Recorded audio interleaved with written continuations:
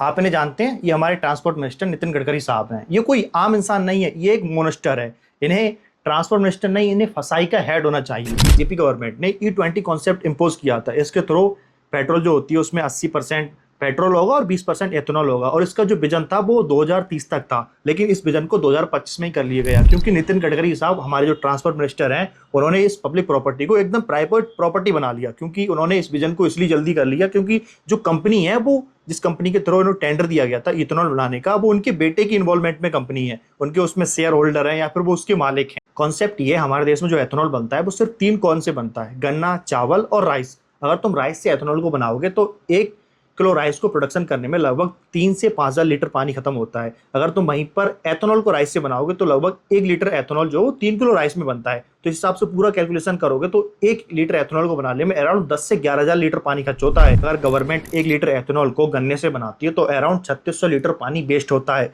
अगर वहीं पर गवर्नमेंट चाहे कि हम कॉर्न से एथेनॉल को बनाए तो लगभग 1 लीटर एथेनॉल बनाने में उसमें भी लगभग 4600 लीटर पानी वेस्ट होता है। तो इतना ज़्यादा पानी का वेस्ट होगा जिसकी वजह से हमारे यहाँ बहुत ज़्यादा कंट्रोवर्सी क्राइसिस हो रही है। अगर इतना ज़्यादा पानी वेस्ट होगा तो आने वाले टाइम में वाटर क्राइसिस हमें देखने को मिलेगा। ऑफ कोर्स एथेनॉल के चक्कर में हम कहीं प्यासे न मर जाएं, ऐसा नहीं। गवर्नमेंट को इस कॉन्सेप्ट के बारे में पता नहीं है, गवर्नमेंट को इस कॉन्सेप्ट के बारे में पूरा पता है कि हम 1 लीटर एथेनॉल बनाने के चक्कर में इतना ज़्यादा पानी वेस्ट कर रहे हैं, लेकिन वो उसमें इन्वॉल्वमेंट नहीं देगी क्योंकि उन्हें पता है जितना भी पैसा आ रहा है निजी प्रॉफिट वो सब गडकरी घर में आ रहा है, क्योंकि उन्हें पता है वो सब उनकी फैमिली है ना अपनी।